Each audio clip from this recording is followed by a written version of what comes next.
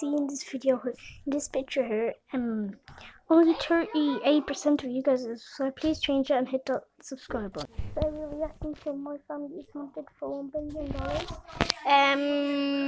So yeah, let's go in. Let's get over it. Go, go! My father shouted at us. We grabbed our belongings and ran to the black car that was parked in the driveway. I grabbed my younger brother's hand and pulled him to keep up. We dove into the car, immediately followed by our parents. Keep your heads down. My father yelled as he started the engine. I peeked out the back window at the men dressed in black suits who hopped into another vehicle and pursued us. Hi there, my name's Samantha. Before I tell you what happened to me and my family last summer, please like this video and subscribe. Don't forget to hit that notification bell too. If you do, you will have the best summer ever. Unlike mine, growing up, my father was hardly ever around because of his job. I would be lying if I said I knew exactly what he did, but I didn't. The only thing I knew was that he worked for the government. Every time I asked my mother what my father did, she would always say the same thing. Go ask your father. As tempted as I was to ask my father what he did, I was afraid of the answer that I might have been given. I mean, what if he was on the bad side of the government that exploited people? Would I be able to look at my father the same? One year, my mother eventually got tired and told my father that she wanted a divorce. It was a year I would never forget. Not because of their divorce, but something else that my father was mixed up with. And by default, we all got involved. I can't wait to put on the dress I bought for Drew's party, I said excitedly as my mother opened the door. My brother, mother, and I spent the entire afternoon at the mall. I couldn't wait to shower and lay in front of the television. But when we got inside, I was no longer tired, but fearful. Our home had been trashed. We walked through the house slowly, assessing the damage. My mother called the police and I called my father hysterically. My dad got there just as the police were wrapping up. He spoke to the officers and then to my mother. Have you checked the security footage yet? My father asked. My mother shook her head. My father walked to the study where he could access the security footage from the computer. Isaac and I followed while my mother finished up. They say my mother was one of the greatest police. As he went through the footage, he realized that the person who trashed the place knew exactly where all the cameras were in the house and was very careful to avoid them. When my mother came into the study, my father turned to us. Whoever did this knew the cameras were in the house, he said sternly. We gasped simultaneously. Knowing that someone we knew did this was terrifying. Oh my God, no. Calls as he checked all the doors and windows of the house. There was no forced entry or broken windows, which strengthened his point that it was definitely someone that we knew. I think that whoever did this just wanted to scare us. I called Scotty and the boys, and they agreed to do 24-hour surveillance on the house. When they get here, I'll head out to get more cameras and new locks for all the doors and reinforce the windows. Yeah. My mother pulled father to the side and spoke with him. After speaking, she hugged him and began to cry. I pulled Isaac out of the room so that they could get some privacy. Let's start cleaning up, I said unenthusiastically. My dad stayed at the house, and nothing happened for the first few days. Then one night, while I was asleep, someone placed their hand over my mouth. I think it's my that. eyes shot open as I screamed and tried to fight the person off.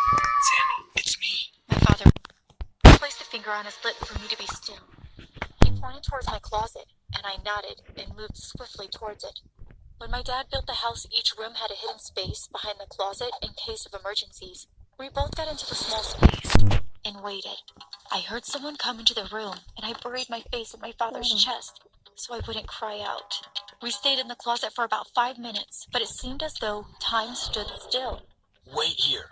No matter what happens, do not come out unless I come back for you, he whispered. I grabbed my father's hand as he tried to leave the closet. He kissed my forehead and nodded at me. I closed back the secret door and waited. After a few grueling minutes, my dad came back. We have to leave here now. Grab a few things and meet me in the living room in 2 minutes, my father said sternly. Are Mom and Isaac okay? I asked, my voice cracking with fear. My father nodded before he exited the room. As I was zipping up my duffel bag, I heard a window break somewhere in the house. Go, go, go, go! My father shouted at us. We grabbed our belongings and ran to the black car that was parked in the driveway. I grabbed my younger brother's hand and pulled him to keep up. We dove into the car. immediately followed by our parents. Keep your heads down! My father yelled as he started the engine.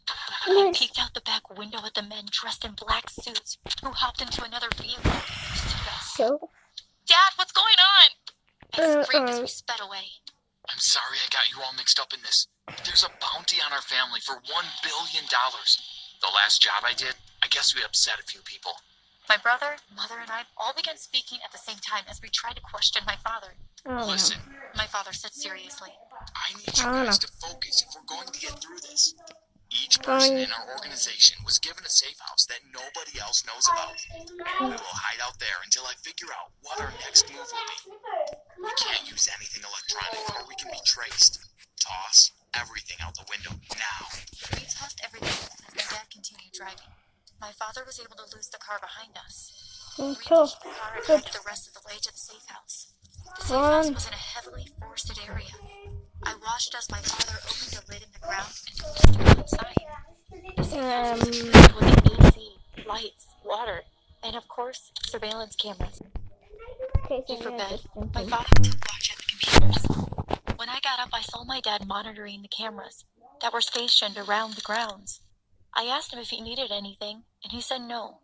Isaac turned on the television, and to our horror, our faces were plastered on every news channel, calling for our heads and the bounty of $1 million to be paid. I looked over at my mother. She appeared to have aged over the past few days. Whoever wanted us eliminated had the money to do it. My father, of course, couldn't give us any details about his last mission. I couldn't help but think that at some point we would be found, and I just needed to accept my destiny. The tension in the safe house for the first 2 days was horrible. We ate, slept, and took turns watching the computer. By the third day, things felt a little lighter, and we began to smile and laugh again. Sadly, that was short-lived. Dad? I said as I was watching. One evening, I think someone is out there. My dad rushed to the monitors and looked at it tensely. I was right. 5 shadows appeared on the screen. You know the drill. My father shouted. We grabbed our bags that we had been living out of and waited for further instruction. We're trapped! How are we gonna get out? My mother screamed hysterically. My father smiled smugly and pressed a button.